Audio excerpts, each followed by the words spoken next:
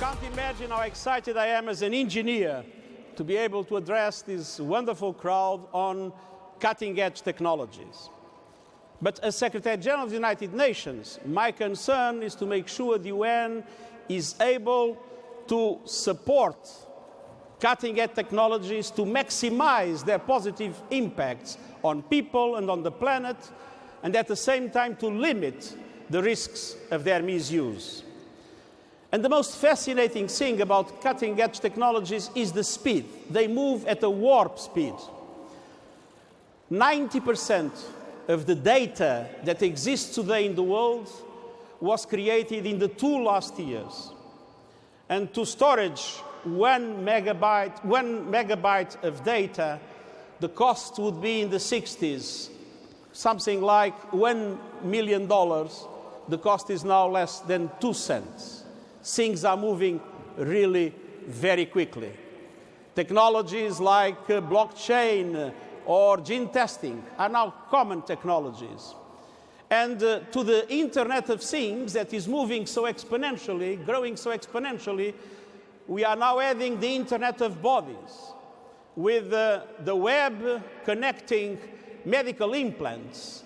This is something that is now moving from experimentation to the mainstream.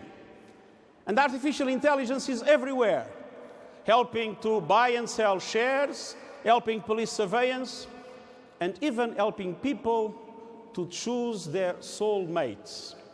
I have to say I'm a little bit skeptical about this last possibility, and I'm very happy I have chosen my soulmate by traditional methodologies. But what is true is that all this is creating enormous benefits for people and for the planet.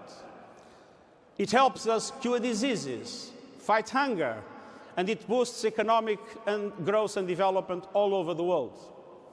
At the same time, the use of these technologies allows us to be much more effective in addressing the problems of today's world. We have a globalization that has some imbalances and a lot of inequality.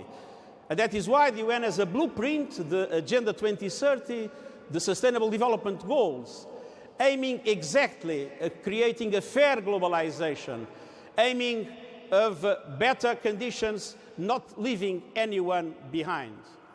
Now, those Sustainable Development Goals, from education to health, from rescuing the oceans to climate action, it would be absolutely impossible to achieve them without, I would say, propping the world with the fantastic speed of the cutting-edge technologies that can help us achieve our objectives. What is also true is that we are in the UN ourselves using those technologies.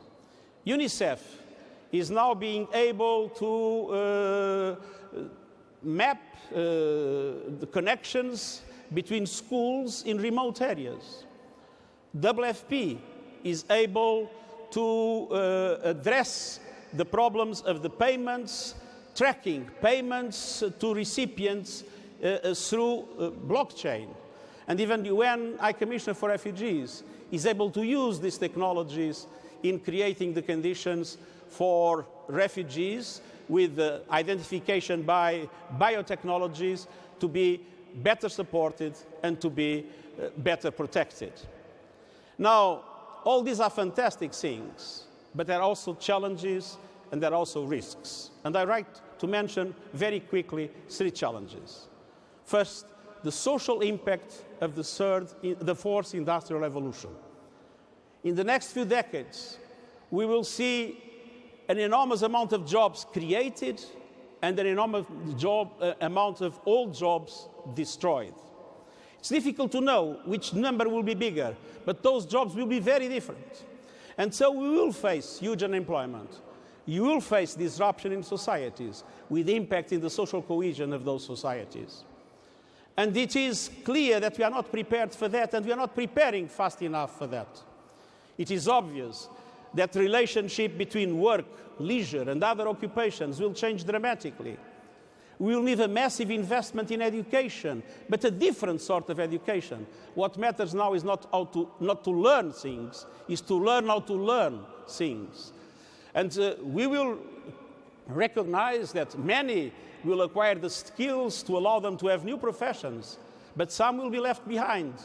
We will force the need for a new generation of safety nets to allow for people to survive and to have a new meaning for their own lives. This is an area of great concern that needs to mobilize government, civil society, everybody, and we are not doing enough to prepare for this challenge. Second, related to the internet itself. The internet is now linking, as it was said, half of the world population. It has given voice to many people marginalized by history. But the truth is that the internet is also conveying hate speech. It is used to violate privacy of people. And in some situations, you have governments and other institutions that use it to oppress, for censorship, and to control. Now, it is clear for me that it was not the web that has created populism, that has created tribalism, that has created polarization of societies. These have very deep root causes, and you can't blame the web for that.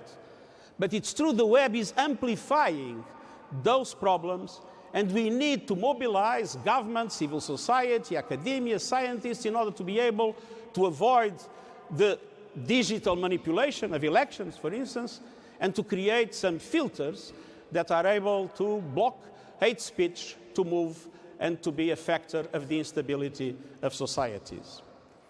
And the third concern I would like to raise is related to the question of human agency, the problems of control, and artificial intelligence is at the center of these concerns.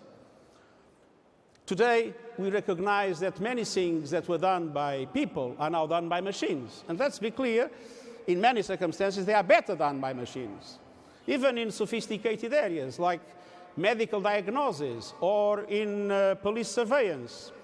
And what is important is not to forget that it also can happen in weapons that will have by their own the possibility to kill. And this is a great concern for me, the impact of technology on warfare and the difficulties created to preserve peace and security in the world. The weaponization of artificial intelligence is a serious danger. And the prospect of machines that have the capacity by themselves to select and destroy targets is creating enormous difficulties, or will create enormous difficulties, to avoid the escalation in conflict and to guarantee that international humanitarian law and human rights law are respected in the battlefields. And for me, there is a message that is very clear.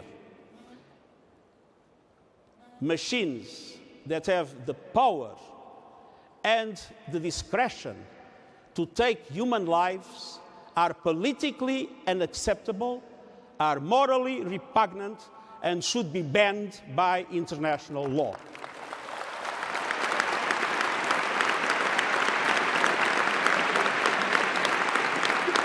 Now, when we look at all these problems, we understand that we have the need to be able to address them. Typical traditional forms of regulation necessarily do not apply. It is true that in some areas we need to use international law, but they are limited. In the majority of circumstances, technology moves so fast that the time to gather people for a preparation of a convention, to discuss it, to approve it, to ratify and to implement it, when it comes, everything is already very different. And so what we need is to create platforms, like the one that was mentioned in the contract. And I want the UN to be a platform where governments, the academia, scientists, companies, civil society can come together and can find ways to discuss and to agree on protocols, on codes of conduct, on other mechanisms that allow for the cyberspace, that allow for the digital technologies, that allow for the web, that allows for artificial intelligence to be essentially a force for good. Thank you very much.